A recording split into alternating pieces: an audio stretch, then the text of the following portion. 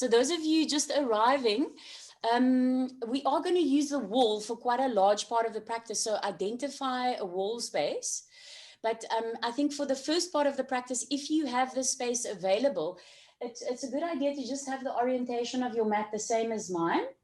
I'm going to change the orientation of my mat soon, but I think you're going to be able to follow the first part of the practice easier with your mat in that way, if it's possible for you. And then, yeah, just a note again to be in speaker view, which is in the top right-hand corner. And yeah, and just if you're ready and your space is set up, then just come and find a seat. You can sit in whatever way you would like to. We'll just do a chat first, and then we'll begin the class. So also to just note, always follow your own intuition when it comes to your practice, and really listen to your body. So every day is completely different. You know, we've all got hormones, we've all got stuff happening in our lives, and really just honor where your body is. I'll give modifications as we go along.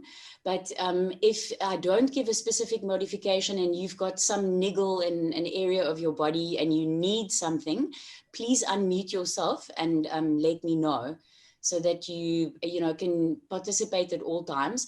I'll also, towards the end, as we go into the inversions, I'll give alternatives. So there'll always be something for everybody to do. But if you find yourself stuck, then just let me know. And morning, Catherine. Hello.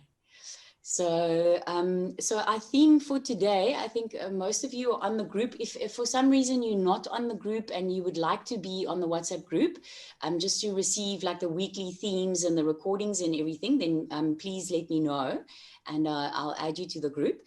But yeah, I almost wanted to say that today the theme is stay in your lane. Because, it's like I said, pull yourself towards yourself. But those of you that know me more intimately know that I'm very aware of the astrology, and I follow it, not religiously, but quite thoroughly. And I mean, you don't need to follow astrology to know that at the moment there's a lot of polarization happening on our planet. There's a lot going on, and a lot of forces pulling us in all kinds of opposite directions. And it's just a good time now not to be pulled into it, not to get too involved in the entanglement of all these different debates. And because everything is polarized, everything is split into this or that, and it's almost like you're being forced to take sides. But what the astrology at the moment suggests is just to stay in your lane, just to pay attention to yourself, pay attention to doing the changes inside you. Yes, there are larger global changes that need to happen, and we're all very much aware of it. And in many ways, we all want to contribute to those changes as well. But the most important thing right now is to take care of your own individual state of being, to take care of your own mental health, because we can't really change the world if we are in an unstable place. And if we go out there and we try and change things and we are in an emotionally unstable place, even if we have the most pure intentions, the result is going to be conflict. So better to resolve the conflict inside us right now than to, add to the fuel of the fire that's happening all around us. So that's what I would like to invite you to do in your practice. I also shared a little video by Eckhart Tolle, which is beautiful. It's all about, he always talks about like watching the self-talk in the head. And how then we, the first steps of really becoming conscious is becoming aware of our thinking process, becoming aware of when frustration or irritation or anger or whatever it is comes up. That's the first step. And there's nothing wrong with it. We all human beings and we have emotions. But so becoming aware of it. And then the second step, which is even more important, is not to judge it. because if we lose it, we get angry, whatever, and then we judge ourselves for that, which then creates another cycle and another cycle and another cycle, and then we can't get ourselves out of that negative state of mind. So rather just becoming aware of it and go, oh shit, I lost it, and it's okay, and I'm going to try again, you know. So just by becoming aware of our own psychology, that's probably the biggest contribution we can make right now, is just smoothing out our own edges. Okay, so the practice is going to start with some shoulder openers. We're going to go into some forward bending. So it's going to be quite contemplative. And then eventually we'll move into inversions. Some of them will require some shoulder strength, but I will give modifications. And like I say, if a modification that you would like is not available, just unmute yourself and ask me. So most likely other people are wondering the same thing. So we're going to start in Vajrasana. I just want to make sure that everybody's muted. Yeah. Okay. So we're going to start in Vajrasana. Some of you have done this with me extensively before. You're going to need a soft block. The hard wooden blocks are too much. Soft block, or those of you with Iyengar props, a soft foam, but it has to be firm but soft. And coming to sit with your feet together. So your heels are touching, your big toes touching, and you want to seal your feet in this manner, and that's why you've got the block. So the block will come in between your sitting bones and your heels, so that you can really secure the feet together. So what normally happens is our heels go out to the side, which causes a misalignment of the shin bone, a misalignment in the knee, and then the way that the femur moves from the knee upward. So you just want to kind of set yourself up from the foundation. If anyone has any knee niggles, what you can do is bring a blanket behind your knee joint. If you feel that your ankles are a little bit stiff, then you'll take your blanket and you'll bring it to the shin bones and just have your feet off, so it supports your front ankle. So, and once you found your seat, and then just settling in, it might be that there's a strong sensation for some of us, depending on what's going on in the bone structure of your feet. It's kind of like, you know, when you wear braces for your teeth, we're doing the same thing with the feet, essentially. So already we're starting to pull ourselves towards ourselves, just in a very physical way. The other action we're going to work with today is also hugging these outer hips in to the midline. We'll talk more about that at a later point. And when we're working with the arms, the same thing, hugging the outer upper arms in. We worked with that quite a bit the last few weeks, but I'll mention those when we get there. So just for the moment, sitting with your hands relaxed onto your thighs. And when you feel ready, just very gently let your top eyelid close onto your bottom eyelid, and just drawing your attention inward. And just becoming aware of how you're feeling. And there's absolutely no right or wrong way to feel. There's just how it is in this moment. So it's just this like real, raw self-honesty. That's really what we're working with in yoga. Just allowing everything to be as it is. Morning, Joel. And just to feel, okay, how's your body feeling? How's your mind? How's your breath? Really, in the process of yoga, we're uniting the body, the mind, and the breath. And the starting point of yoga is really from exactly where we are right now, in this present moment. No, we're not dressing it up. We're not trying to be other than what we are. We're just really here with the raw reality of being in this moment, being human on the planet as it is right now.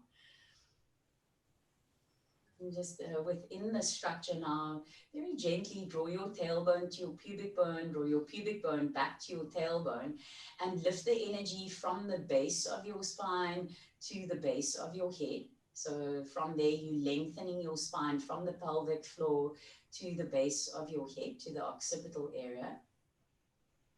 Bring your shoulder blades into your back and lift your chest up.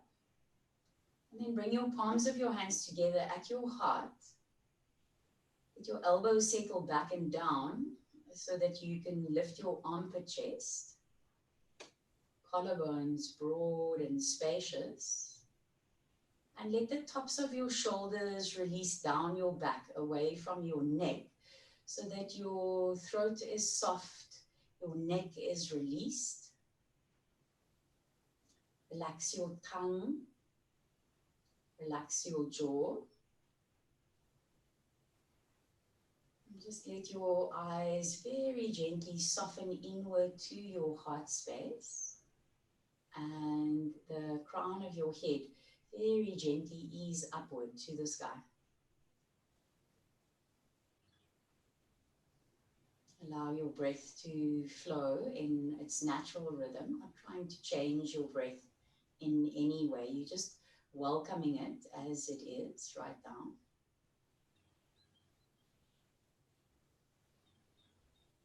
And then we'll open with one chant of Om. Exhale completely. Inhale deeply.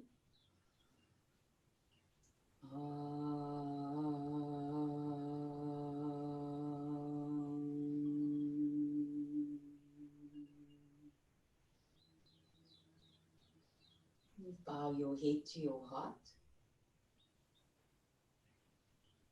Take a moment here to make your own inner acknowledgements. And then from there, release your hands, backs of your hands onto your thighs. Let your eyes softly open. And then from there, very gently raise your head back up.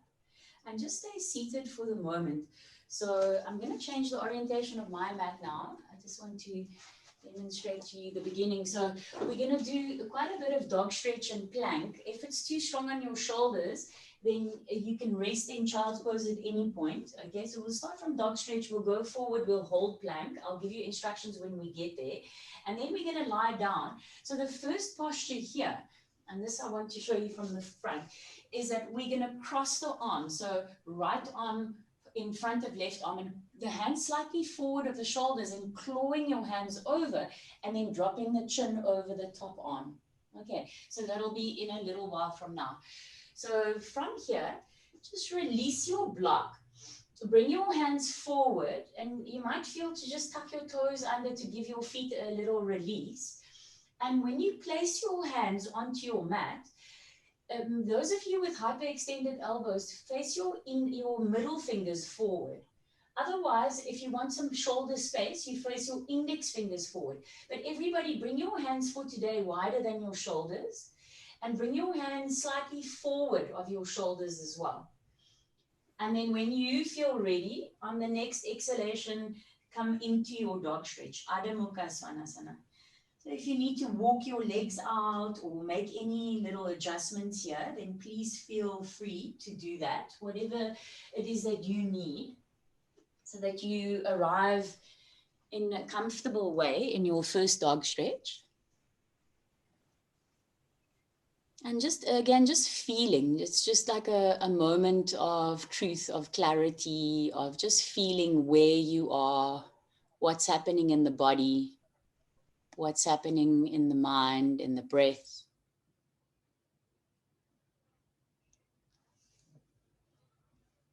And so today, really using the practice to scan, you know, it's like you using your intelligence, your buddhi, to become aware of where there's maybe dullness, where there is, you know, vibrance, where there's anxiety, where there's happiness, where there's peace, where there's turbulence in your body, in your mind, in your breath.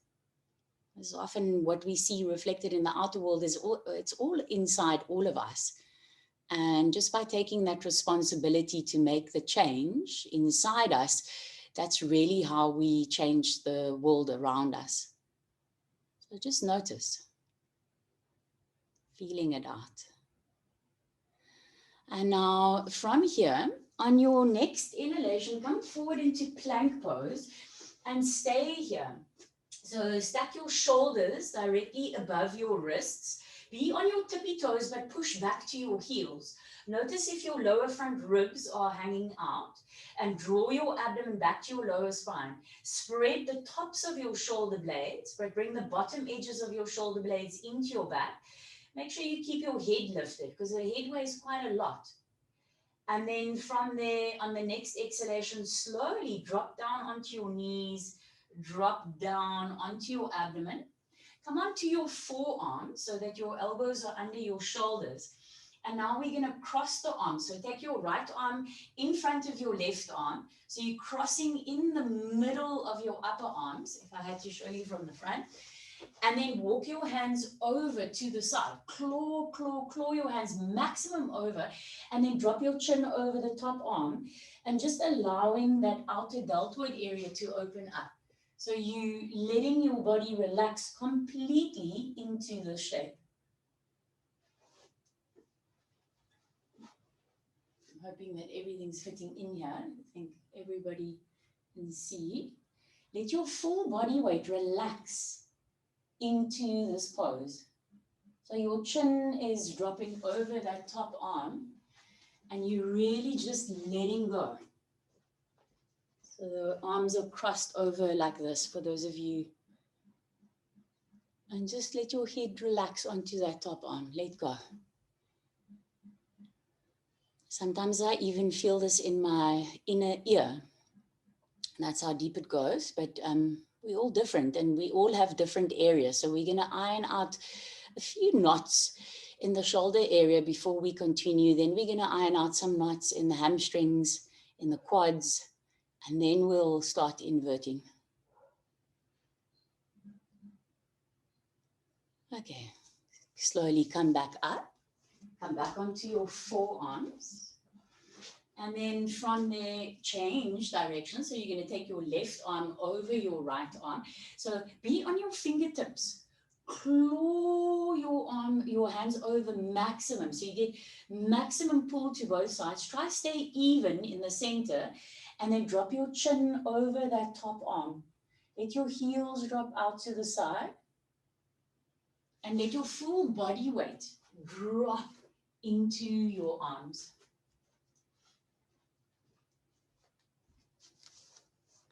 And your hands are like in line with your shoulders, but slightly forward. And every now and again, you can pull over a little more and see, can you really get that crossing and really relax. So become aware of the subtlety of how one side might be slightly different to the other side.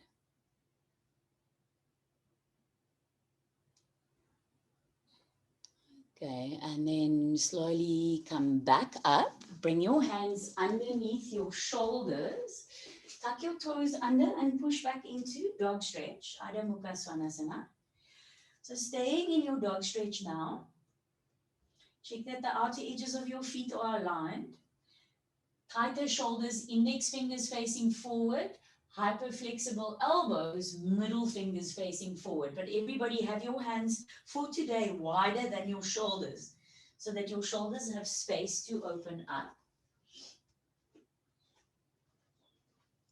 Now from here, roll your inner groins back and out. Compact your outer hips into your midline.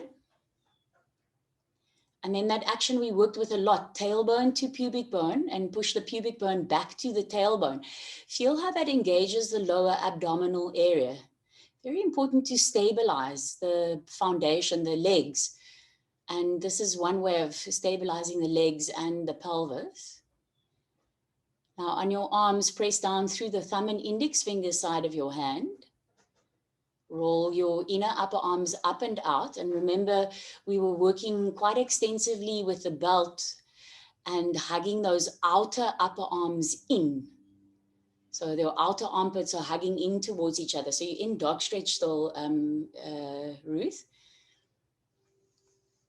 And as you pull your middle bottom edges of your shoulder blades into your back, and you externally rotate the upper arm bones and hug the outer upper arms in, essentially you get an opportunity to release that upper trapezius area. So see if you can investigate that. So everything I say, you need to check for yourself. So don't believe what I'm telling you. You've got to see if you can find it out. And you can always chat to me afterwards if something is not making sense.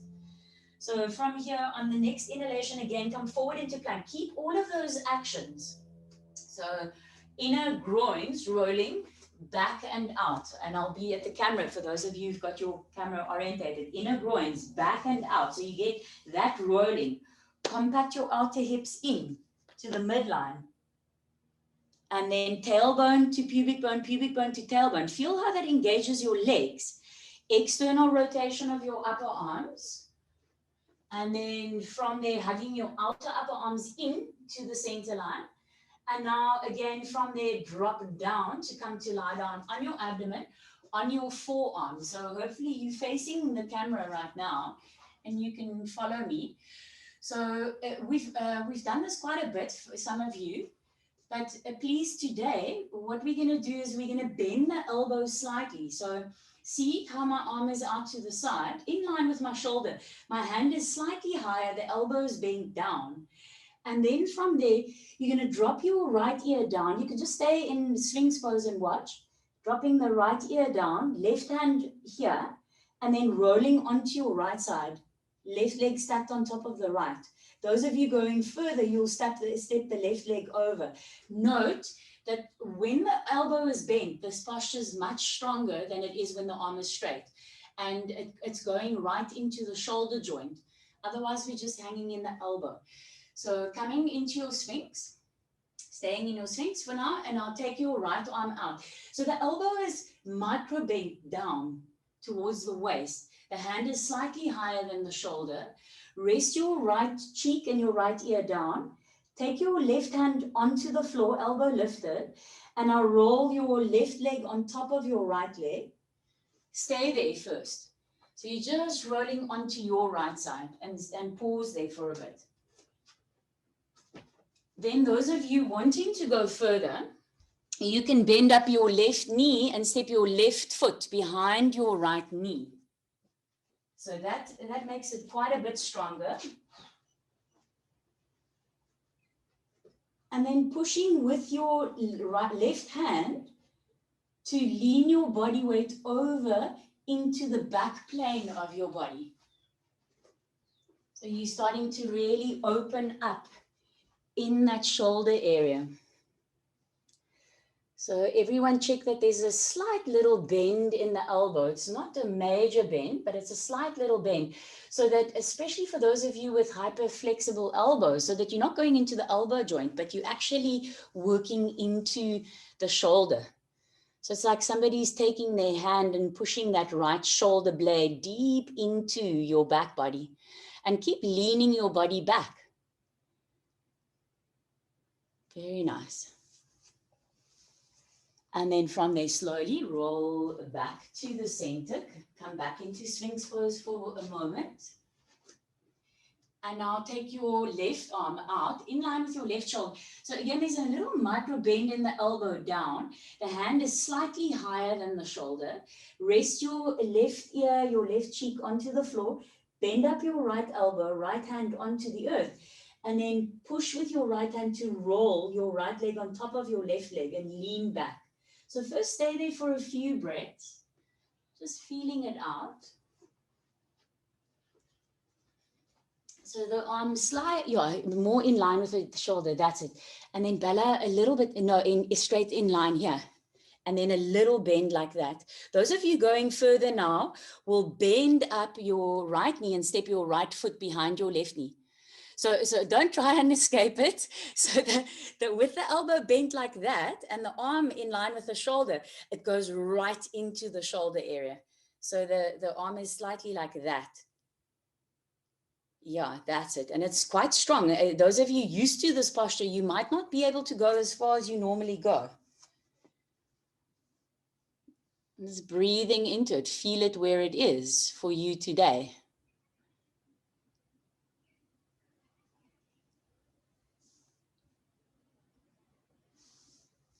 And then from there, slowly roll back onto your abdomen. Bring your hands under your shoulders. Tuck your toes under and move back into Adamuka Svanasana. Take a few moments in your dog stretch. So keep that external rotation of the upper arms. We've opened the shoulders in different ways and just feeling that warmth in the shoulder area. And then from where you are right now, just drop onto your knees and come and sit onto your heels for a moment.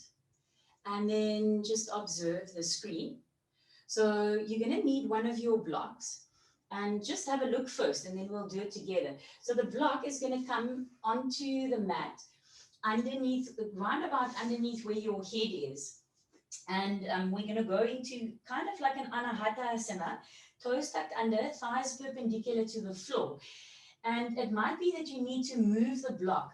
But when you come into this pose and you stretch the right arm through this loop of the left arm, when you land, you want to have the shoulder right up against the block. So I would need to bring the block a tiny little bit closer, and let me show you from both sides. So the shoulder will rest like that. And then if I had to show you from this side, it would look, it's actually even too far away from me.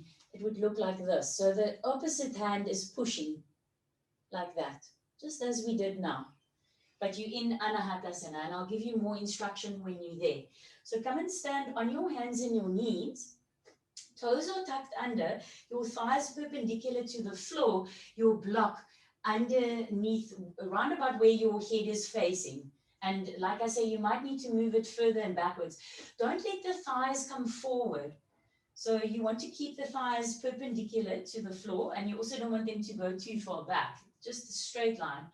Now weave your right arm through this loop to your left side and come and lie down your right shoulder. It might be that you need to move your block. Your right ear is on the block. Press with your left hand into the floor and pull your right arm over a little bit more to the side. And as you pull your right arm over to your left side, pull your right hip back. So sometimes that hip drops, pull it back, and then you'll get an even deeper opening in that upper back area. Your left elbow, Debbie, bend the left hand, elbow, yes, like a chaturanga, yes. Then you can push with that left hand and lean your body weight into the back plane of your body. So starting to open the backs of the shoulders, the backs of the lungs. You might even feel some in your neck. Just breathing into it. Keep tailbone to pubic bone to tailbone. So you protect your lower back. You're not overarching in the lower back. And see if you can get that feeling of the right arm weaving through, but the right hip drawing back. So yoga is full of these opposite actions. And again, as we stay just noticing, how's the body feeling? How's the mind feeling? You're just scanning and liberating energy. There's just a raw honesty moving through you, getting to know yourself. Now's such a good time to just focus on ourselves, not to focus on the outer world too much. There'll be a time for that. But right now, just doing the healing inside. And then coming back onto your hands and your knees. So your toes still tucked under, thighs remaining perpendicular. Your block should kind of be in the right place, but you can adjust it if you need to. Take your left arm through underneath the right arm. Put the shoulder down, so the top of the shoulder is touching your block. Your head, your left cheek onto the block. Your right elbow is bent, like chaturanga almost, but the elbow drawing back. And then push with the right hand to lean your body weight into the back plane of your body. And pulling that, as your left arm weaves through, pulling that left hip back. So you get that opposing action. Check that you are maintaining the connection of your lower abdominal area. And simply by bringing the tailbone to the pubic bone to the tailbone, you will get that connection. Nice spacious breaths into the back of the lungs. This is one of the postures actually that came from a senior Iyengar teacher in America who worked with a lot of COVID patients. This is a very good way to get the back of the lungs open and the tissue of the shoulders and the neck.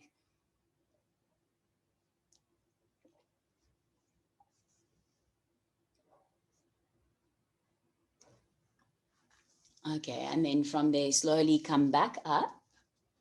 Come back onto your hands and your knees. And just come to sit back onto your heels in Vajrasana. See if you can keep your heels together like we did right in the beginning. And just continue to observe the screen. So some of you know this posture. If your lower back is fine, you're going to have your blocks on the higher height. Those of you who have lower back sensitivity at the moment, you will take one block on its lower edge, on its medium edge like this. If you've got a lot of lower back stuff going on, put both of them on their lower edge.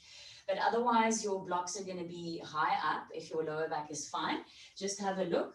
So you're going to sit in front of your blocks, outer edges of your feet square. First block is going to go in between your shoulder blades. Second block is there for your occipital. So again, if your lower back is sensitive, then you have the first block on the medium edge.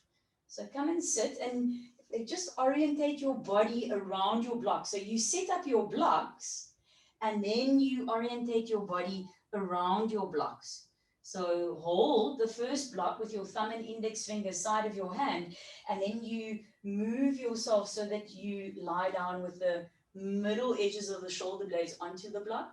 And second block, you bring underneath your occipital. And just rest your arms beside your body for the moment. I think most of you are familiar with this Paryankasana variation.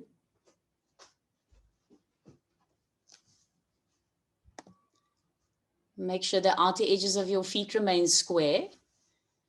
Draw your upper buttocks towards your heels. Hello, Meggies, you disappeared.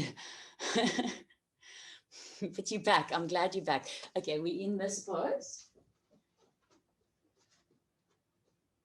In Paryankasana. So as you land, feel that connection of the block, bringing the bottom edges of your shoulder blades deep into your back. That's one of the actions we're going to work with, especially in pincha mayurasana. And then that external rotation of your upper arms, and those two things, bringing the bottom middle edges of the shoulder blades into your back and that external rotation of your upper arms together lets you release your upper trapezius area. So that's a very important action in the inversions, especially the arm balancey ones. Now, as you settle, bring your arms up and over your head. So you stretch your arms, your fingers away from your feet. Let your palms of your hands face each other. We've done a lot of this arm stretching with the belt around the forearms. Let your forearms draw out. Let your outer upper arms hug in so that your armpits face each other and stretch maximum up. And then hold on to your opposite elbows. So really try and grab your elbow points if possible and let your elbows settle back and down. But feel how that pulls you kind of out of your shoulder joint. And you want to counter stretch for that, which means that you've got to hug those outer upper arms in towards each other and up to the sky. So you puff open your armpits towards each other. And that will keep your upper arm bones connected into your shoulder sockets. So very important not to pull out of the joints, but also to stay connected into them. And then just notice which arm is crossed on top. And then stretch your arms up and over your head once again. Full stretch into your fingers. Turn the little fingers side of your hand up to the sky. And outer upper arms, hug them in towards each other. And then change the cross of your arm. So you bring the other arm on top, hold onto the elbows fully, and drop the elbows down towards the earth. but keep that engagement in the shoulder joint area. So outer upper arms, hug them in towards each other and up towards the sky. Throat soft, jaw relaxed. And you're just feeling yourself in this moment. And then again, reach your arms up and over your head, stretch fully. And then relax your arms beside your body, palms facing up.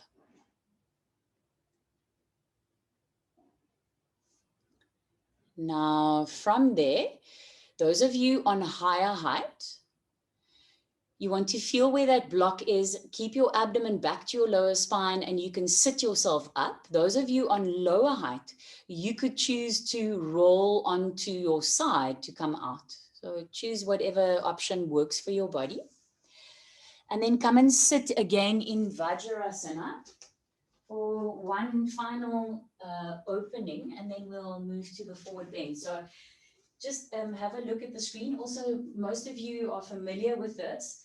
If you have a ponytail and a lot of hair, I would suggest taking your hairband out, because you're going to need some space for the head to roll.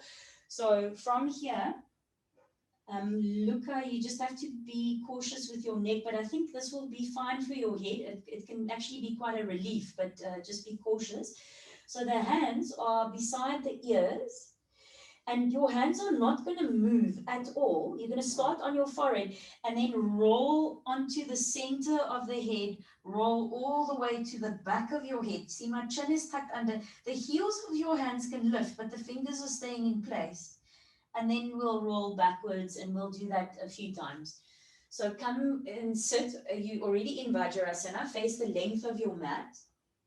And then bring your forehead down, and where your forehead lands, make sure that your hands are directly next to your ears. Hug your elbows in, and then start massaging from your forehead along the central line of your head, all the way over to the back of your head, tucking your chin in, and then hold it there. Very good for the sinuses also. Rabbit pose. Nice way to release the stress of the upper trapezius. Let the upper trapezius release down the back. And then keeping that pressure, slowly roll all the way back to sit onto your heels once again. Keep your head down, keep your head down. We're going to do 2 more rounds. So hands beside your ears, don't move your hands at all. Let your forehead rest down, and then keep the pressure on your head and slowly roll from the forehead to the central hairline, all the way to the back of your head, to the furthest extent where you can go. The chin is tucked in. Spread your shoulder blades, release the tops of your shoulders down your back, and feel that action, because it's that upper trapezius release that we need to work with quite a lot, especially in the arm balances. And then slowly go back, and we'll do 1 more round. Once you've landed on your forehead, pause for a moment, and then do 1 final round from the forehead, cross the central hairline, right to the back of your head. Once you get to the full extent, stay there. Spread the shoulder blades, the tops of your shoulder blades spread. Bottom of your shoulder blades go into the back so that you can release the upper trapezius. Craig, hug your elbows in a bit more and round your shoulder blades, the tops of your shoulder blades. Yes, that's it. Release the shoulders away from the neck, down the back. And then slowly come all the way back. Release and come up to seated in your Vajrasana. And then from there, take your belt and take your block and come up to standing.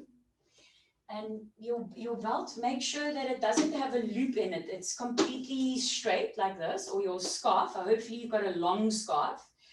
And then just have your belt for the moment. Take your belt and just hang it over your neck.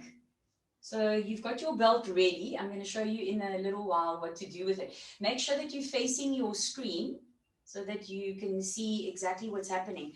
And then take your block. So it doesn't matter how you're standing on your mat, just as long as you can see the screen. So take your block and bring your block in between your thighs, high up into your groin area, and see if you can step your feet together. If they don't touch perfectly, it depends on the shape of your legs, that's fine. But you're aiming to get your inner heels and your big toes as close together as possible. And you want to squeeze this block. So you're compacting your outer hips into the midline, and you're squeezing this block back. So you're getting that thigh rotation, the inner groins rolling back and out. That's the pushing of the block. The outer hips compact, tailbone to pubic bone to tailbone. So feel your legs should be burning if you're doing this correctly. Okay, continue doing that. Don't slack. Take your belt. And take your belt, I'll show you from closer by in a moment, but take your belt over your shoulder blades. So like that. So your belt is over your shoulder blades, and I'm going to see if I can give you a closer vision here. There. So over your shoulder blades. Okay, and then from there, you're going to make sure the two tail ends are equally long. And then you're going to take the tail ends of the belt and bring them over the shoulders. So like that. Check that your belt is not turned. So you want to make sure that the belt is untangled. The one end is there. You've got the belt over the shoulders like that. And now keep your thumb and index finger following the belt and bring it right into the neck crease and cross the belt there. And then follow this crossing of the belt. It depends on how long your belt is, how far you can go. But basically you want to pull this belt back and down, and you should get quite a strong release of that upper trapezius area. So pulling it back, your elbows are bent back and down. So it's like you should feel that somebody's really taking that upper trapezius down your back. And now squeeze your block. Don't forget about the block. And these are the actions that we're going to work with. So you're squeezing your block with your thighs. You're drawing that block back. So you've got this internal inner thighs rolling back and out, squeezing that block backwards, outer hips compact, tailbone to pubic bone to tailbone. And you've got your belt, and you are pulling as mightily as you can that belt back to open up the upper trapezius. And essentially, the actions are the bottom edges of your shoulder blades coming in. Feel if you can feel that. And this external rotation of your upper arms. So just take a few more moments there. Those of you with hyperflexibility, watch that you're not pushing your front ribs out. Keep the tailbone, pubic bone connection. Yeah, very nice. So you want to make the imprint. This is the actions that you need for your head balance, for your pincha mayurasana. Okay, and then from there, release the belt, release all the torture devices, the blocks, everything. And now is when we're going to move the mats towards the wall. So choose your wall space, bring your mat against the wall. And for the next part of the practice, you're going to be against the wall, and you need a whole strip of wall, the height, like the height of your body, basically, and the width of one end of your mat. And take a little bit of time to migrate there. Those of you with tight hamstrings, I would suggest a chair. And those of you with medium tight hamstrings, I would suggest your blocks. Otherwise, if you know your hamstrings are open, then you don't need any of the props. So your mat might be facing in an orientation where you can't follow me necessarily. So just observe. The first posture, we're not going to use the wall. You want to be a little bit away from the wall. Standing in the center of your mat, just observe for now. Prasarita Padottanasana. So the outer edges of your feet square, chest lifted, folding forward. Those of you with tighter hamstrings, you'll just be in this concavity of the upper back. You can have your hands on a chair. You can have your hands on your blocks, whatever you need. Those of you with more open hamstrings, you can walk all the way back. If your head comes down to the floor, good and well, then you can rest your head. If you're just a little bit away from the floor and you want some support, you can take your head on a block. But don't worry about resting the head. It's not really about that today. Okay. So come and stand in the middle of your mat. So you've got your mat spread out to the sides of you. You're away from the wall for the moment, but you're close to your wall because we're going to use it soon. Have your props handy. Hands onto your hips. Draw your tailbone to your pubic bone to your tailbone. Bend your knees. And then if you have any lower back niggles, don't jump. Otherwise, jump your feet apart, outer edges of your feet in alignment with each other. Draw up your knees and your thighs. And then tailbone to pubic bone to tailbone. Remember where that block was in your dorsal spine. Lift your chest up from there. And then exhale, fold forward from your hip crease. Bring your hands under your shoulders, either onto the floor, onto your blocks, or onto your chair, so whatever you need. Keep the concavity of your upper back for the moment. Those of you with hyperflexibility, watch that you're not dropping your abdomen out.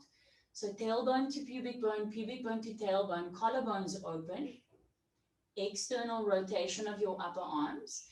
And then if you have the flexibility and you would like to, you can go deeper. Walk your hands in between your feet, drop your head down to the floor. Might not reach the floor. So again, that's not really the aim for today, is not necessarily to rest your head. If it comes down, good and well, but it doesn't have to come down. You can use a block if you are very close and you kind of want to make that last little leap.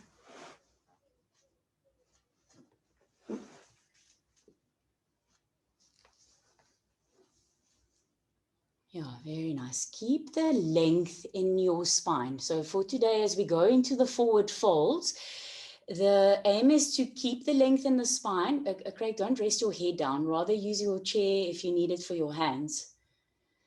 Yeah, really, guys, don't rest the head down, because sometimes if you are bending your upper back to get your head down, then it's not time yet. It will come. So the aim for today is to get the legs straight, to get the spine straight, and working with that. Draw up your knees and your thighs. Tailbone to pubic bone to tailbone. Lengthen the front of your spine. Remember where that block was in your upper back. You want to feel that concavity in the upper back. Collarbones wide. So just working with that.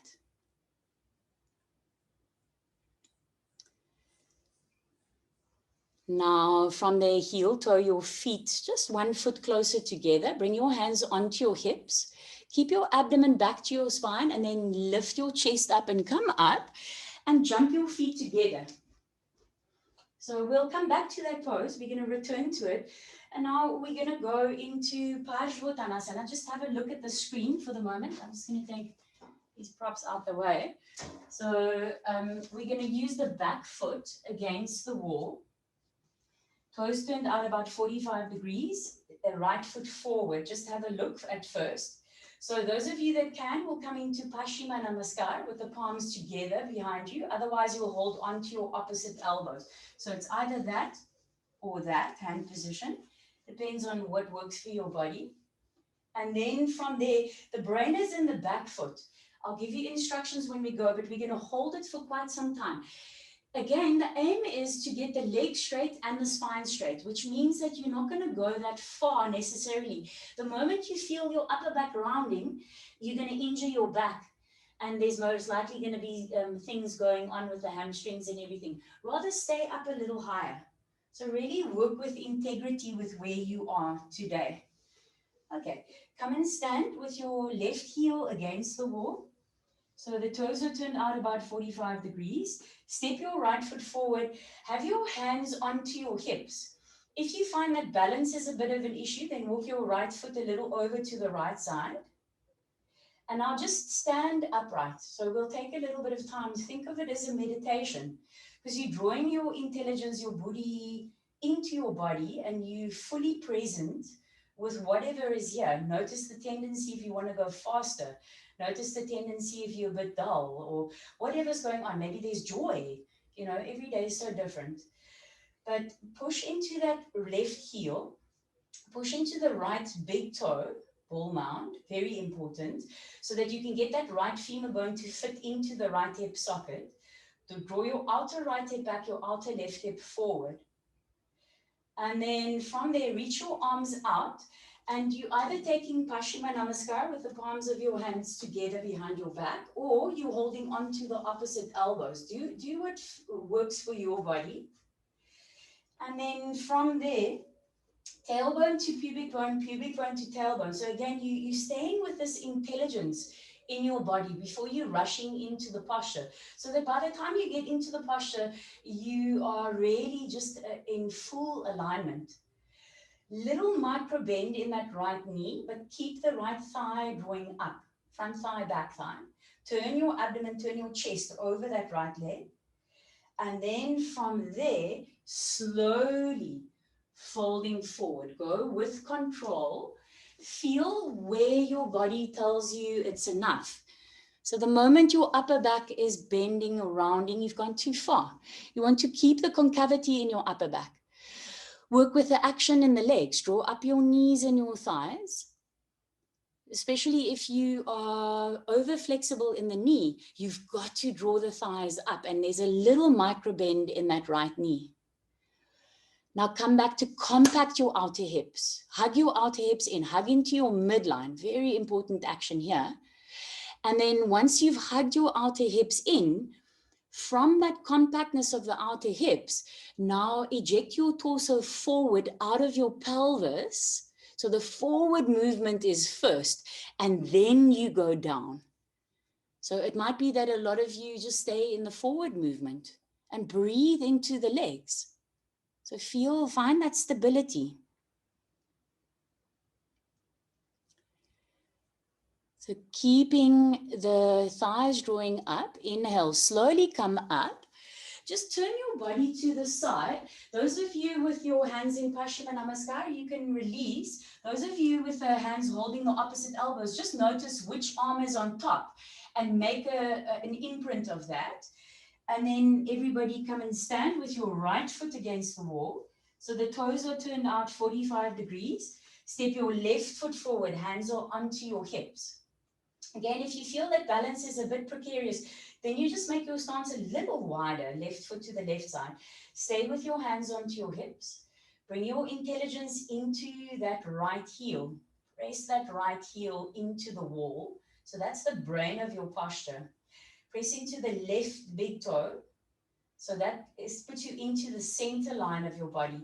And then drawing that left femur bone into the hip socket. And now from there, draw your arms out. Take either your Paschimma Namaskar or your opposite elbow on top and stay upright. So before you even go forward, feel that tailbone, pubic bone connection so that you lift up from the base of your spine. There where your hands are, bring that dorsal area in and open your chest and turn your abdomen and your chest over that left leg. And then with control, so you go slowly. There's a slight little micro bend in that left knee. Keep the thighs drawing up. The legs must burn. They're working so strongly. So you're working the legs while you are stretching them, building the strength and the flexibility simultaneously. Notice if you're rounding your upper back, then rather come higher up.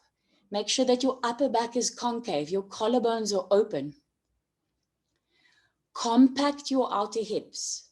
So that's part of that tailbone, pubic bone connection, which keeps the lower back safe.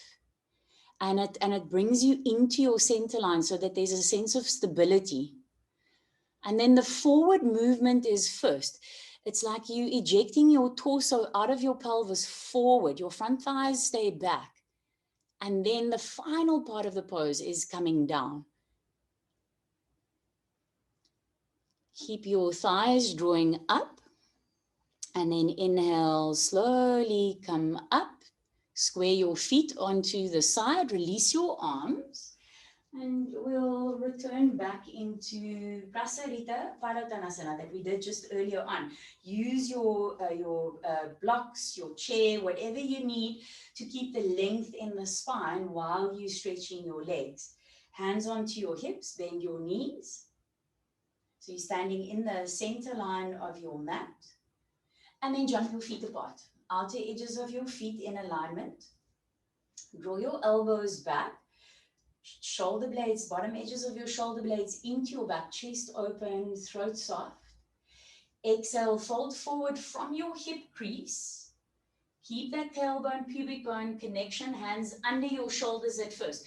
So concave your upper back. Feel that length in the front spine. And if that means that this is where you stay today and you just work on the length of the legs and the length of the spine, then do that. Otherwise, you'll walk your hands back and bring your crown of your head towards the floor. But again, it's not the aim to get the head down necessarily, only if that comes naturally. Now, those of you that have walked back, make sure that your hands are shoulder distance apart. Hug your outer upper arms in. And everybody externally rotate your upper arms. Bring the bottom edges of your shoulder blades into your back so that with those two actions, you release the upper trapezius area. Remember where you had that belt. I want to feel that upper trapezius moving back and down. Keep your thighs drawing up, the front thighs, back thighs, especially the inner thighs. So as you press into the big toes, draw the inner thighs up.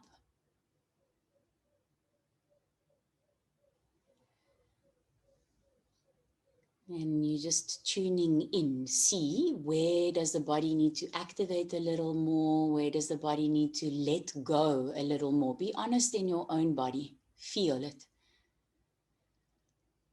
And then those of you that walked your hands back, bring your hands under your shoulders once again. Lengthen your spine forward. Abdomen back to your lower spine. Hands onto your hips. Lift your chest, come up. And then from there, jump your feet together. So we're going to go back to Paschimottanasana. So second time always there's a little bit more integration that happens. So left heel against the wall, toes side turn slightly forward, right foot forward, hands onto your hips. So just take a moment to stand upright. Push into that left heel.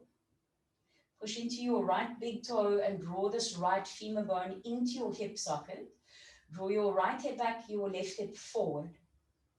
Reach your arms out to the side, either Paschima Namaskar or hold on to your opposite elbow. Stay for a moment.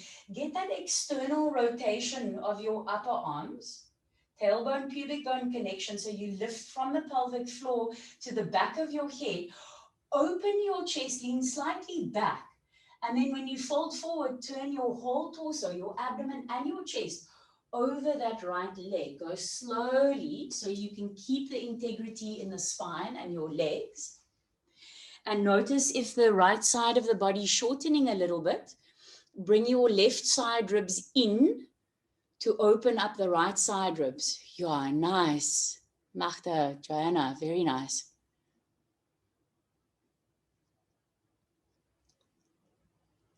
Keep the legs active and strong. Hug your midline. Hug the outer hips in. That's going to give you the stability. Very important action.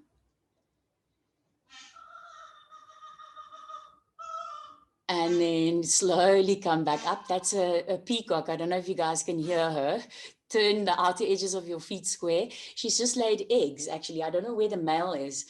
But yeah, Mrs. Peacock's had some, she's got babies. Well, we don't know if they're going to come out, but she's got eggs. Anyway, some of you have met her when I used to teach outside, so you know her. Okay, turn around and bring your right heel against the wall. Toes faced out about 45 degrees. Step your left foot forward, hands onto your hips. So again, setting it up, there's like you've pulled yourself towards yourself in this pose. You're completely present with yourself. Push your right heel against the wall. And then push into the left big toe. Pull that left femur bone into the hip socket. Outer left hip back, outer right hip forward. Reach your arms out.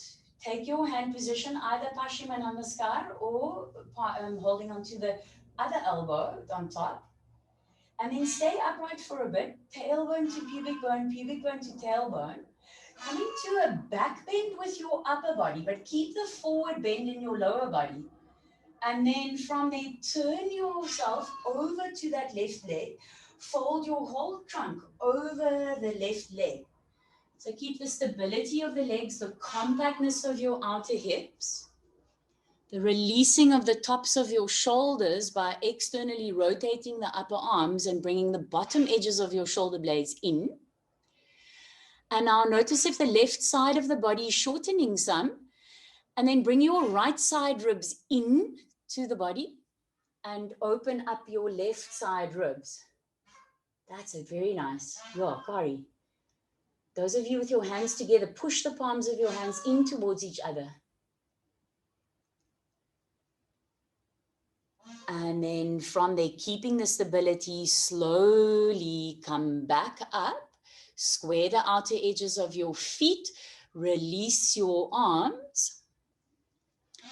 And have a look at the camera. So I asked you for a very unusual prop, and I said, get yourself a pair of socks. Okay, this is where we're going to use the socks, okay? It's not necessary for everybody, but some people have sensitive feet, and it does make it a bit more pleasant. If you find yourself slipping with the socks, then rather take the socks off, but have a look. Come closer to the screen so that you can see. The setup is going to be like this. You'll take a blanket. I'll talk you through all of it. And you'll have your two blocks. Some of you might want to use your chair here if you've got really strong quad muscles. So socks are going to come on. And the socks are actually more for the back foot, but I find it's a bit of a schlep if you just put one on and then you've got to take it off and whatever. So have both on. And then come close to the screen so that you can observe this. We'll do 2 rounds of it, so it's worth a watch. So we'll start in Vajrasana. Then you've got your blocks there, or you've got a chair if you need a chair. You'll notice quite soon if you might want to swap your blocks for a chair. Then the right knee is going to come right against the wall, the shin bone against the wall, the heel on the outside of the hip. This is why you've got the sock, because it can be quite hard on the wall. Then from there, you're going to press down on your blocks. Some of you might find, well, I actually don't need blocks and I can just use my fists, and that's also fine. Some of you might stay in this position. You might just keep that leg as it is. And it might be already like, wow, my quad is on fire. Then stay there. Those of you going further, you'll either use your blocks or your fists, and you'll step the left foot forward. Okay, and then we're going to stay here, and you can experiment. We're not going to take the arms up today. You can have your hands on your thigh, and you can experiment. If you push back and you bring your buttocks to the inside of that heel, you get a more open stretch. If you go forward, you get more of it. But protect your lower back by keeping this tailbone, pubic bone connection. Second round, for those of you, if you feel, okay, you know, this is like so easy and I'm really not getting an opening, then what you do is tuck the toes under. See how I'm tucking the toes under? And then that is really going to turn up the quad action. So that's only for those of you who don't feel anything when you've got the foot like this. So we'll first try that variation and then we'll go to the other. And we'll swap sides and we'll do it twice. So come and set yourself up with a blanket right up against the wall. That's going to protect your knee. Have 2 blocks handy. You can take a chair if you eventually feel it's a bit much, then you can take a chair. Otherwise, 2 blocks. Those of you who know you've got flexibility, you can just use your fists. And then come and sit in Vajrasana just to start. Put your socks on. Okay. If you feel that you're slipping on the front sock, then socks are not going to be for you today. Then you've just got to bear the sensation at the wall. Also, if you're hardcore and you don't mind the wall on your foot, then you don't need socks. Okay, from Vajrasana, bring your hands onto your blocks or fists onto the floor. Bring your right knee against the wall, your right shin bone completely against the wall. The heel is on the outside of the hip. And right now, your left leg is still on the floor. Your left shin is still on the floor. It might be that you just want to stay here and hold on to your blocks. It might be that you need a chair. Then you're going to go get yourself a chair. Otherwise, those of you who feel, okay, this is a breeze, then step your left foot forward into a lunge and bring your hands onto this left thigh. And then pushing with that left foot, make sure you're not slipping on the sock. If that's happening, you need to take your socks off. But pushing on into that left foot, feel, okay, if you lean your buttocks back and you come to the inside of this right heel, do you get more of a sensation? Or if you go forward, do you get more of a sensation? Explore it. Make sure that you're keeping your tailbone to your pubic bone to your tailbone. So this action in the lower back is very important to keep that connection. Otherwise, the back arches in the lower back, and then we're missing the point. Compact your outer hips. Hug into your midline. Feel how you need to use some balance. And that's that squeezing and hugging into the midline area. Okay, so let go from there and come onto your hands and your knees once again. And we're going to go for the left side. So again, if you're using blocks, have them handy. If you're using your fists, then good and well, chair, whatever. Now, keep your right shin bone down. Bring your left knee down onto the floor. Your left shin bone up against the wall. The heel is on the outside of your hip. Keep your right shin bone on the floor. Just feel it out first before you transition. This might be the posture for you today. Maybe it's strong enough. Otherwise, you're going to step your right foot forward and then pushing into that right foot. Your hands can be on the thigh and then explore.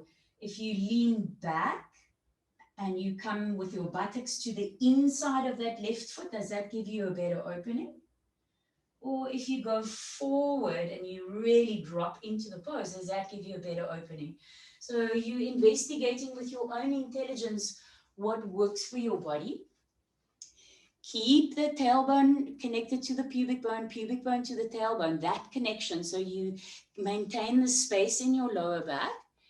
And hug your outer hips in. Find that compactness so that you're fully in your center and breathe into it. Feel it out. So this first round is just kind of getting familiar with the feeling. In pincha mayurasana, I often hear that people get quad cramps. So it's good to open the front and the back of the legs.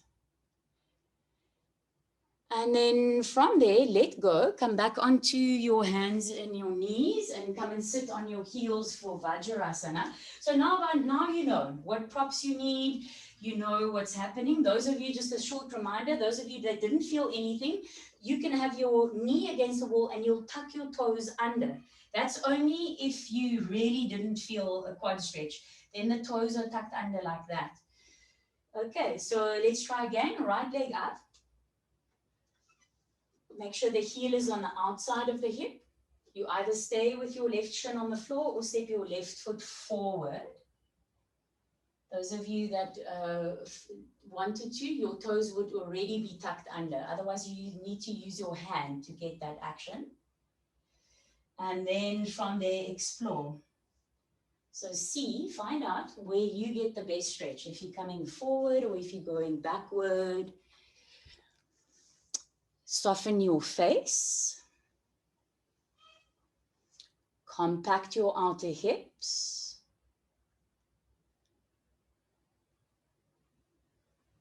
And again, if you feel like you're up now and you go, oh, I'm not really feeling that much, then you can tuck your toes under. But you need to use your right hand to get that action. Otherwise, bottom edges of your shoulder blades into your back. External rotation of your upper arms. Remember where that belt released your trapezius. You want to keep that elegance in the upper body. Very nice. And then from there, release. Come onto your hands and your knees. Into your Vajrasana. And now bringing your left leg up. So knee right up against the wall. Those of you that did it on the other side, your toes will be tucked under here. You use your left hand to get that connection, and then stepping your right foot forward. So your buttocks are in the inside of that left foot. Find the exploration that works for you. So you go to the depth of what's happening with your body. And it really is just allowing your intelligence to scan your body. To feel, where do you need to open up? Where do you need to connect a little bit more? Can you keep that feeling of being in the center with the outer hips hugged in? Can you keep the feeling of that upper trapezius area releasing down the back? So just by bringing the bottom edges of your shoulders in, keeping the external rotation of your upper arms.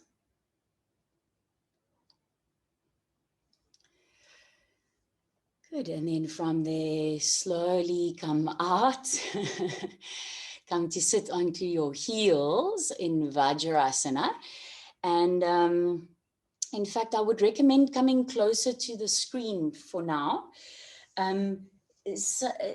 Some of you are quite familiar with pincha mayurasana. For some of you, it might be newer.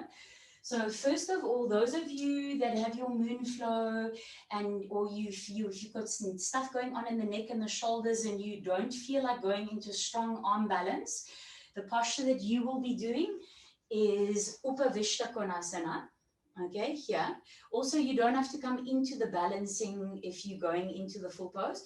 Upavishta Konasana, those of you with tighter hamstrings, if you're taking this option, you can just sit on a chair also. So, and you can use whatever props you need. That's for those of you not doing. Those of you doing, observe the demonstration. So I asked you to get a roll, like an extra mat. If you have an extra mat, roll it up into a tight roll. If you don't have an extra mat, you're going to have to take your actual mat and roll it up into a tight roll. So this is such a great tool to make the pincha mayurasana much lighter. So a nice firmly rolled mat. And we'll just set that up.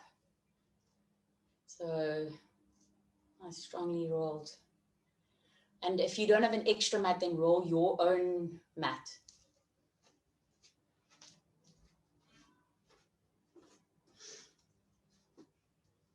And you're going to take your belt, once you've rolled your mat, and make a loop in your belt or your scarf that is the size of your inner armpit to inner armpit. So for tighter shoulders, you might need a wider belt, but you don't want to make the belt so wide that it's not going to keep the connection in. So be close to your screen still, because I'd like to show you where we're going to place the different props. So the belt placement is going to be above the elbow points. We'll only do that once you're in the posture, but I just want you to see the belt is going to be above your elbows. So what often happens in pincha mayurasana is that the elbows pull out to the side. So the belt is going to give you that compactness. It's going to pull you towards yourself. Then the block, you're going to take your block, and the holding of the block, there were different ways. Some of you have done a lot of Iyengar, and the block holding used to be like that. So that's changed so that you're going to hold the block just with the thumb pressing in, the index finger holding the block. So see how my thumb is here. I'm not flattening the thumb out. I'm pushing it into the block. Some of you with wider shoulders, Luca and Craig, you might want to add another block. And this other block is just there so that when you put your hands onto it, you've got a broader base. So it would look like that from the front, you see. So you've just got a bit of a wider base. But for most of us, one block should be sufficient. And that's the position. So to get the inner hand down. So if you look at the screen, the setup is going to look like this. The rolled mat is there for your elbows to balance on. It's going to give your elbows height. So have a look at the screen. This is where your forearms, your elbows are going to be on the rolled mat. So one block against the wall, or those of you with broader shoulders, you'll use another block. Your belt around the forearms, just observe for now, and then we'll go for it together. Then you're going to hold your block in to the wall, elbows balanced, and I could even make this a little tighter. So the tightness helps to make everything nice and compact. And then from there, first coming into a dog stretch, it might be that you just want to hold it here and stay there and just be with that. If your neck hurts, you can just hang your head. But the balance comes easier when the head is forward. And then from there, you tippy toe, and then you take one leg up. And then from there, that compactness of the outer hips to get the balance. Okay, and when you rest, you're going to rest into Adamuka Vajrasana with the arms wide out to the side, right at the end.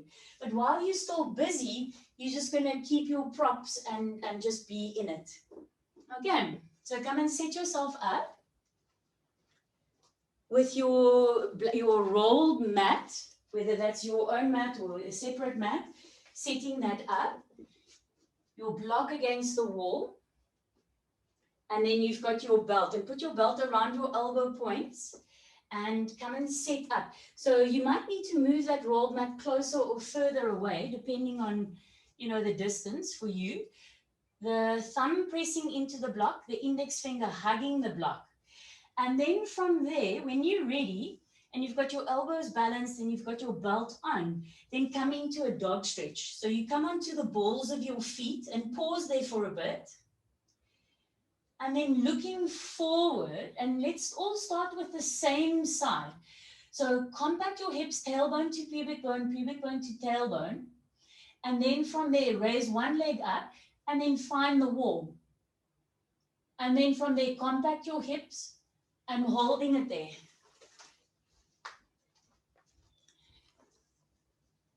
That's it, Nadia. Nice. Bring your feet together, your legs together. Yes, and come away from the wall. Tailbone, pubic bone connection to find your balance. Try a few times with that right leg. And then we'll go onto the left leg. The back of the head lifting will make it easier. That's it, Corey. Nice. That's it. Yeah. Remember to pull yourself towards yourself. Hug your midline. That's it. Nice, Marilla. That's beautiful. Just to be there. Okay. Once you've tried a few times with that right leg, let's change and come to the left side. So take a little rest. And then usually one side comes a bit easier than the other side. So now we're going to change and we're going to go up with the left leg. Make sure your elbows are on your rolled mat. You're pushing that block forward. You've got your belt around your elbow points. Walk into your dog stretch. Come onto your tippy toes. And then I would say take your socks off. Look, okay. And then take your left leg up first and come to the balance. Your Jane, take your socks off. Sorry, I forgot to tell everybody. It's going to make it a bit harder. If you still got your socks on, take your socks off because then you get a bit more of a opskop.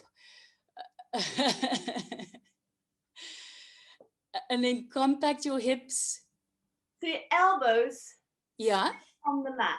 Constantly. They must be on the sticky mat. On the elbow points or stay on the sticky mat. Yeah. And your belt keeps them together. Right. But the elbows the elbows are higher than the forearms, which actually gives you a bit more connection into the shoulders. Okay. You can explore that. Yeah.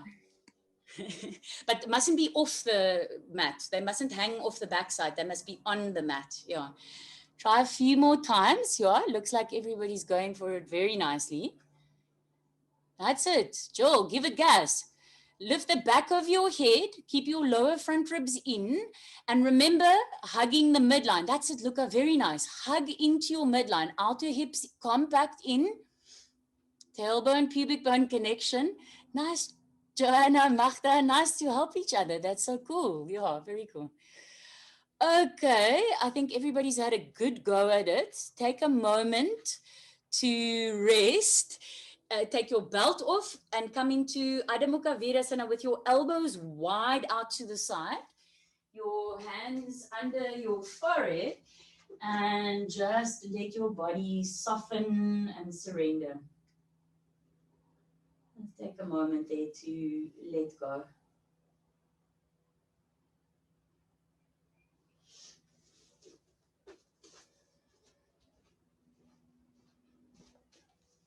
And then from there, roll up to seated. So I think there were some of you that needed to go early. Now's a good time for your Shavasana. Otherwise, we are going to continue.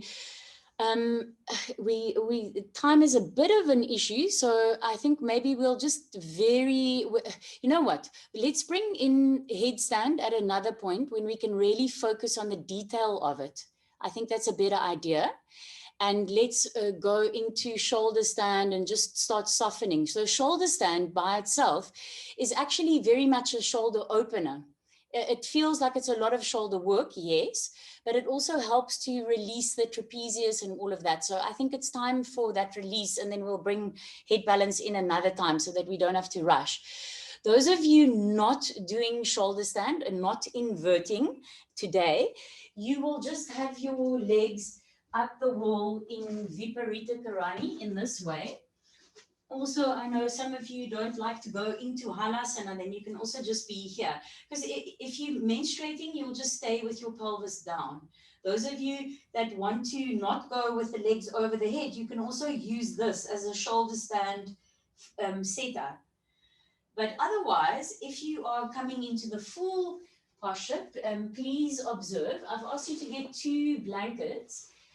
And this is how we're going to set it up. So if you can easily see me from where you are, then you can follow with me to set it up. Make sure you're now away from your wall. So you want to get away from the wall and choose one side of your mat that's going to be the top end of your mat. And you're going to leave a little bit of space there for your head. So about 1/3 of the mat. And then take your blanket, your first blanket, and fold it into like a rectangular shape like this. So it must be wide enough for your elbow to your shoulder to be able to go onto that. And you want to take the neat edge of this blanket and place it towards the head of your mat. And then the second blanket, make it exactly the same size as your first blanket. So you want to roll it in fold it in a very, very similar way. And that will come onto the first one so that you've now got both neat edges rounding this way. This top space is for your head. And remember, if you can't see from where you are and you need to come closer to the screen, it's just worth setting it up. And in our Iyengar Yoga, we actually use full props. Some of you might be setting up with full props. And the reason why you do it is as we grow older, you know, the cervical spine becomes very weak. And this is a very good way to protect your cervical spine. And in our Iyengar Yoga, often we hold it for like 10, 15 minutes at a time. So with support, it's much easier, but I know that not everybody's got props, so blankets are fine. Take the bottom edge of your mat and fold it over the blankets. So your top end is open, and you've got about a thumb's width of space here, so that your neck is on the blanket and your elbows are going to be on the mat. Then your one belt, you've already folded, you've already made a loop in it for your pincha mayurasana. It might be that this loop is a bit small, so you might need to make it a tiny little bit bigger for your shoulder stand. And the aim of the belt is exactly the same as the aim of the belt in pincha mayurasana. It's to get the elbows to stay in towards each other because they slide out. And what that does is it gives us the capacity to pull ourselves towards ourselves. It gives us the capacity to stay in the midline so that the posture can lift up. If you know how to go in, you're welcome to go in. If you've got tighter hamstrings, Craig, Luca, if you're using this, you can have a chair behind your mat for your legs, for your feet. But if your hamstrings are open, you don't need a chair. Those of you that know where you're going, you can come into halasana. Otherwise, please continue to watch. Your belt will be around one of your elbows, your head coming down, your shoulders on the support, your head off the support. And make sure you keep your head and your neck in a straight line, and then legs up and over your head. So your feet need to be able to rest so that you can rock onto the tops of your shoulders and bring your belt on. And this is where we'll all meet in this position now, in halasana. With your belt on, your palms of your hands up, your shoulder blades into your back. Your feet either rested on the floor or rested on a chair. Or you've got your legs up against the wall in Viparita Karani. So stay for a few more moments in your halasana. Make sure you've got your belt on. And there's a rounding of the upper buttocks towards the heel. So it's plow pose. So there's that natural drawing of the upper buttocks to the heels. So that's the shape that you want. And once your belt is on, turn your palms of your hands to face up to the sky. Externally rotate your upper arms. Bring those middle edges of the shoulder blades into your back. Very nice, Ruth. And then hands onto your back for support. That's it, Kari. Make sure your elbows are still balancing on your support as well. You need some support for your elbows. Taryn, you can bring your belt on above your elbow points now. Yeah, that's it. If you're uncertain of anything, don't move your head, rather roll out and come and ask me. Then those of you that already have your hands onto your back, from there, bring your legs up into your shoulder stand. Nice, Megs. Walk your hands lower down so that they come towards your shoulder blades, and check that you have equal balance on your elbow points, on the tops of your shoulders, and on the whole length of your forearm. So very important that your whole body is supported. And then from the middle edges of your shoulder blades, again, bring the dorsal thoracic spine in. Open your chest. Compact your outer hips. And lift through your inner leg lines, from the inner groins to your inner ankles up. And that feeling of drawing in towards yourself, towards your own inner space. Let the throat be open. So if your legs are coming too much to your head side, it's going to close your throat. Shoulder balance is a front body opening pose. So you want to move your middle buttocks in and your front thighs back so that the throat area is soft and open. Just a few more spacious breaths here.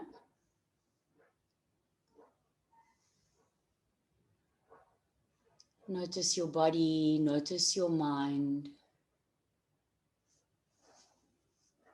Kari, bring your buttocks forward and your thighs back. Yes, activate your legs.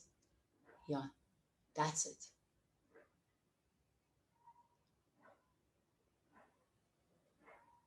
And then from there, slowly bring your legs back into halasana. Remove your belt first. And then very slowly unroll yourself to land onto your mat. If you're at the wall, you just bend your knees. Don't move yet. Just bend your knees if you're at the wall. If you're on the floor, bend your knees to step your feet onto the floor. Let your lower back rest. Take a moment to land there. So keeping your knees bent for the moment, just so that the psoas is in neutral. Feel your body, feel your breath.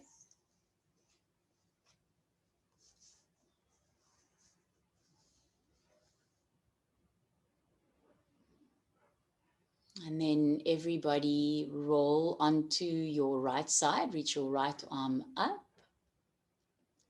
Slowly roll onto the side, press your hands down and come up to seated. And we're gonna finish off in a prone shavasana. Some of you have done this with me before, but just observe. So you'll undo your mat and you'll take one of your blankets, and you might want the other blanket over you depending on how cold it is where you are. But you're gonna take one of the blankets and roll it in a nice thick roll. And it's kind of like a bow shape that the blanket is going to make. So if I had to show you from that side, it's slightly round. And what you're going to do is come and lie down with your elbows on the blanket wide. And this little bow here is so that your forehead can rest, but your nose and your mouth is free. And then your elbows are wide, so the shoulders can relax, feet wide, and you can just shake your hips a little bit from side to side. And then finding your shavasana like this for today.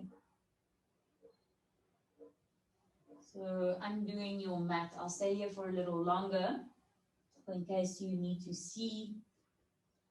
And it's very important that the elbows are wide and that the elbows are supported on your blanket, because then the shoulders can relax. And then that the forehead is supported. It's like the hairline area of the forehead. So you need that little bow in the middle just to have the forehead under, on it. Trapezius, upper trapezius area released, relaxed. Let your big toes turn in if possible so that the lower back is wide and open.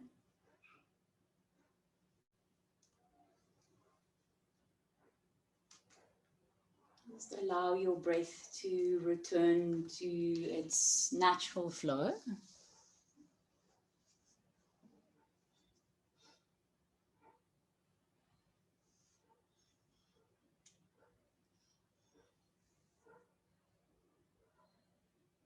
So with each exhalation, allowing more of a softening and a releasing.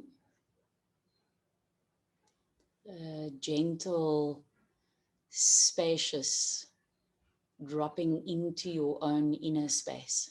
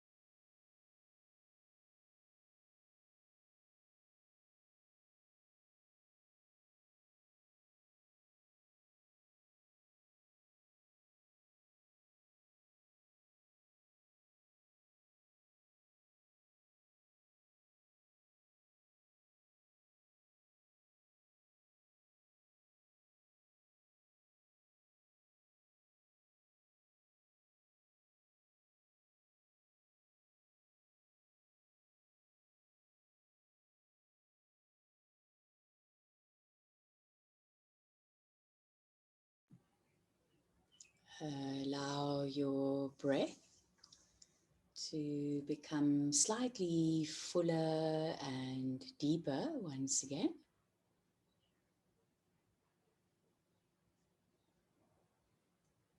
Just welcoming that sacred life force as it ebbs and flows.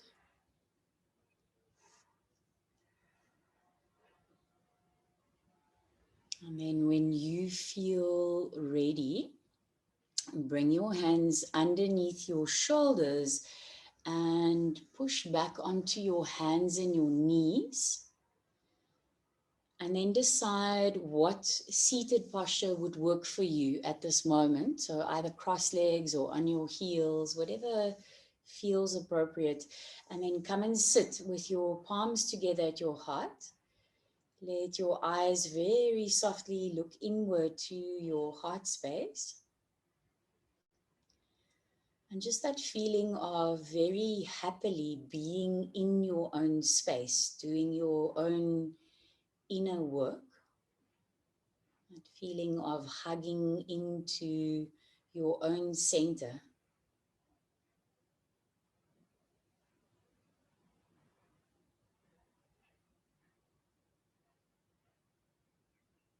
Namaste.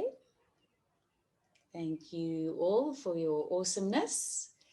Have a happy rest of your day. And for those of you that feel to chat, you can unmute yourself and have a happy one, everyone.